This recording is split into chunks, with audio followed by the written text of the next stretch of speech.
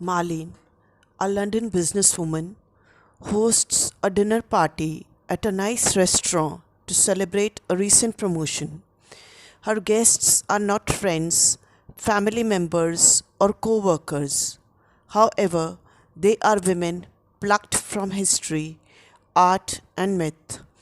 Among them are Isabella Bird, a 19th century writer, explorer, and naturalist; Lady Nijo, a 13th century concubine who became a wandering Buddhist nun after she fell out of favor at court; Dulgret, the subject of a Flemish Renaissance painting by Peter Bruegel the Elder; Pope Joan, a woman who disguised herself as a man and was appointed pope in the Middle Ages; and Patient Griselda, a character from the stories of Boccaccio and Chaucer, whose obedience to her husband in the face of horrible mistreatment made her the stuff of legend.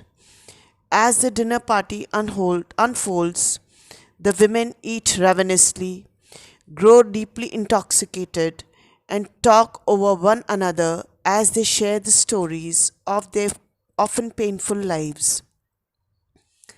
The women discuss motherhood, love, abuse, and disappointment, and as strikingly similar coincidences emerge, it becomes clear that all of these women's sufferings stem from the crushing violence of a life lived on the terms of patriarchy. The following Monday, Mali is back at a job at the Top Girls Employment Agency, interviewing a woman named Jeanine who hopes to be placed in a job that will pay more money and offer more opportunity for advancement. When Jeanine reveals that she is saving money for a wedding, Marlene discourages her from sharing her plans with any prospective employers, as her preparation for a role as a wife and ostensibly a mother will hurt her chances of getting hired. The action moves to the backyard of Marlene's sister Joyce, where Joyce's 16-year-old daughter Angie and Angie's 12-year-old friend Kit play in a makeshift shelter assembled from junk. The girls bicker, insult each other, and calling each other names, Angie reveals a desire to kill her mother. Joyce comes out in the backyard and calls for the girls to come in for tea and biscuits. When they don't answer, she tells them to stay in the fort and die. Joyce goes back inside the house, and Angie reveals that she is soon going to go to London to visit her Aunt Marlene, whom she believes is her true mother. Joyce comes out and calls once again for the girls to come inside. Angie and Kit want to go to a movie, but Joyce insists Angie clean her room before going out. Angie goes inside and comes back in just a moment later in a fancy dress which is too small for her.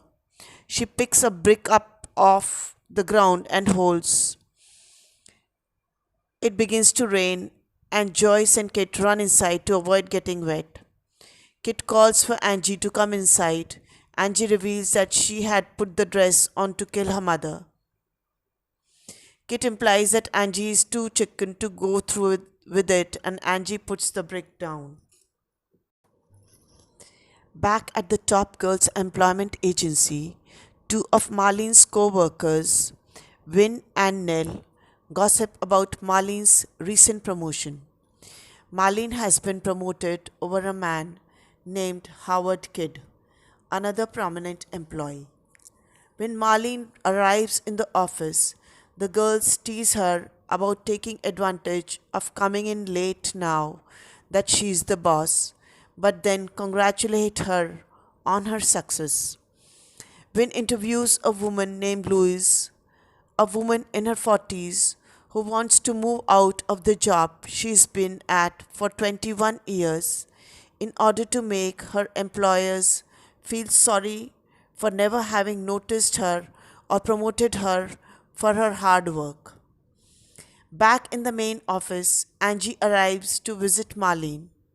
Marlene is surprised by Angie's presence and asks if Angie is just visiting for the day.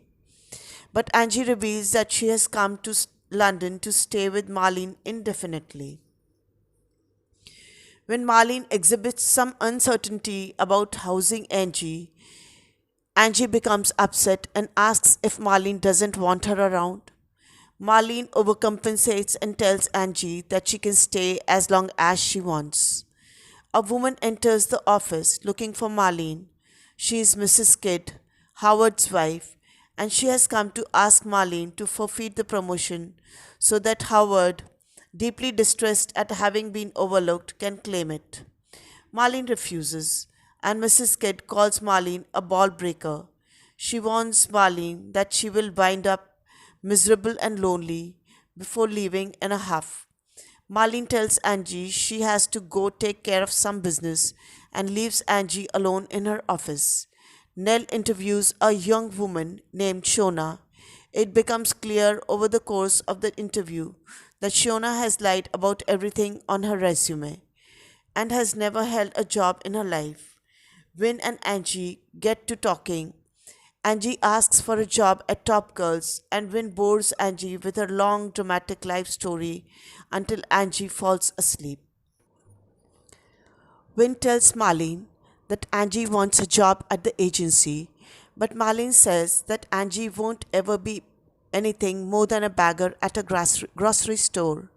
She tells the other women flatly that Angie is not going to make it. The action transitions to Joyce's house 1 year earlier. Angie has, unbeknownst to Joyce, summoned Marlene for a visit, and Marlene has arrived bearing numerous presents for both Angie and Joyce. Angie opens one of her parcels to find the fancy dress from the first act. She declares that she loves it and runs to her room to put it on right away. Angie is clearly thrilled by Marlene's presence, but Joyce is less than happy to have her sister around. Marlene and Joyce begin drinking whiskey and catching up. But Angie is confused by Joyce and Marlene's shared memories and soon goes off to bed. Joyce tells Marlene that she is worried about Angie, who has been in remedial classes for 2 years. Marlene and Joyce begin discussing their mother, who is in a nursing home nearby.